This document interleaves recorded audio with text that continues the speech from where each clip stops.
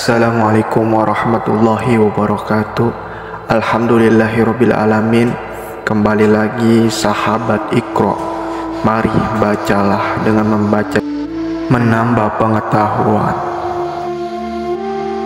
Kali ini saya akan membahas Baitul Maqdis di akhir zaman.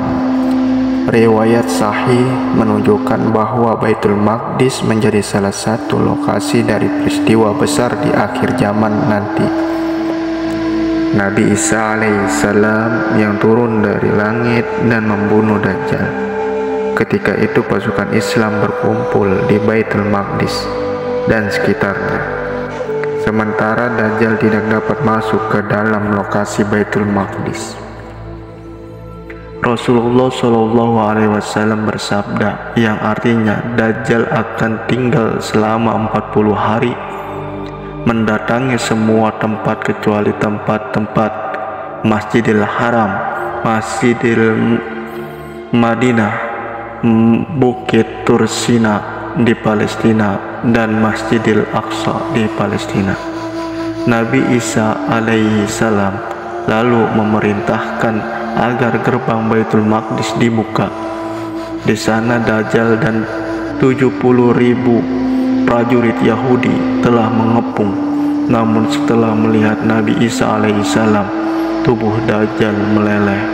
Dajjal lalu melarikan diri dari yang dikejar oleh Nabi Isa alaihissalam. Dajjal lalu terbunuh di tangan Nabi Isa alaihissalam di gerbang Asy-Syarqi. Adapun kaum Yahudi, saat itu kaum Yahudi menjadi pihak yang kalah. Tidak ada tempat yang bisa digunakan oleh kaum Yahudi untuk bersembunyi. Mereka dicari, dikejar, dan dibunuh oleh pasukan Islam. Batu, pohon, dinding, hewan, dan semuanya kecuali pohon Gorkot akan berbicara dengan melaporkan kepada pasukan Islam tentang persembunyian kaum Yahudi. Masya Allah, kami beriman kepadamu, ya Allah. Kami yakin bila pada akhirnya nanti Baitul Maqdis akan kembali di pangkuan kaum muslimin.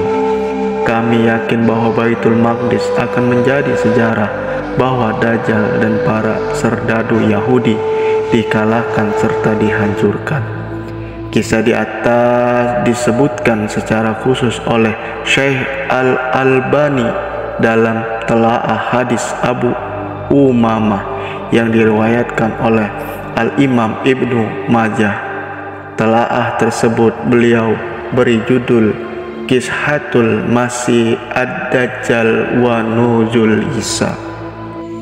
Baitul Maqdis riwayatmu kini, hati kita haruslah bersedih, terkoyak dan tercabik jika melihat kejaman dan kejaliman kaum Yahudi di bumi Baitul Maqdis. Terowongan-terowongan lebar dibuat oleh kaum Yahudi di seputaran Baitul Maqdis dengan dalih sebagai rute wisata. Kaum Yahudi terlihat berambisi untuk menghancurkan Baitul Maqdis. Tidak jarang kaum muslimin dilarang dan dihalang-halangi untuk melaksanakan salat di Baitul Maqdis dengan 1000 alasan dari kaum Yahudi. Tentunya sudah berapa banyak darah kaum muslimin yang tumpah dan membasahi bumi Baitul Maqdis. Terlalu banyak untuk dihitung. Duhai negeri suci Baitul Maqdis, negeri itu pernah menjadi tempat tinggal para sahabat Nabi seperti Ubadah bin Samit, Syahadat bin Aus, Abu Ubay, Abu Raiha, Salamah bin Qashhar, Faizrus Ad-Dalami, dan beberapa sahabat lainnya.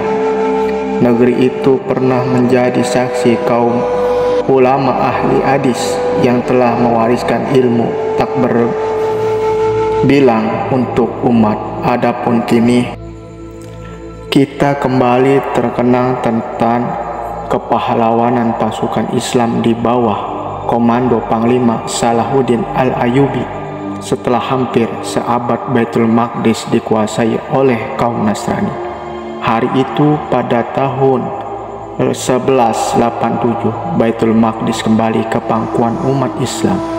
Sebuah penantian panjang yang berakhir dengan senyum kebahagiaan.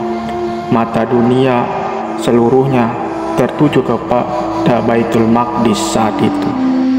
Tidak ada dendam, tidak ada amarah.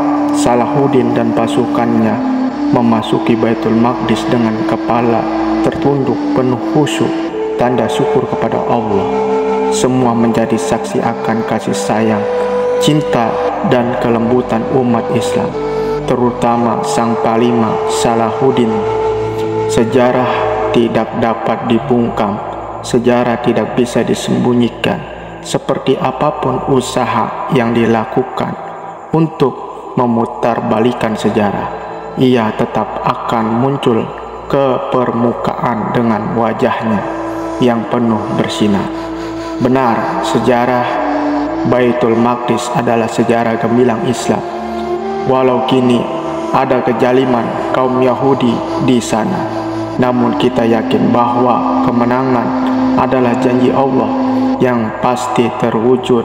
Allahu Akbar.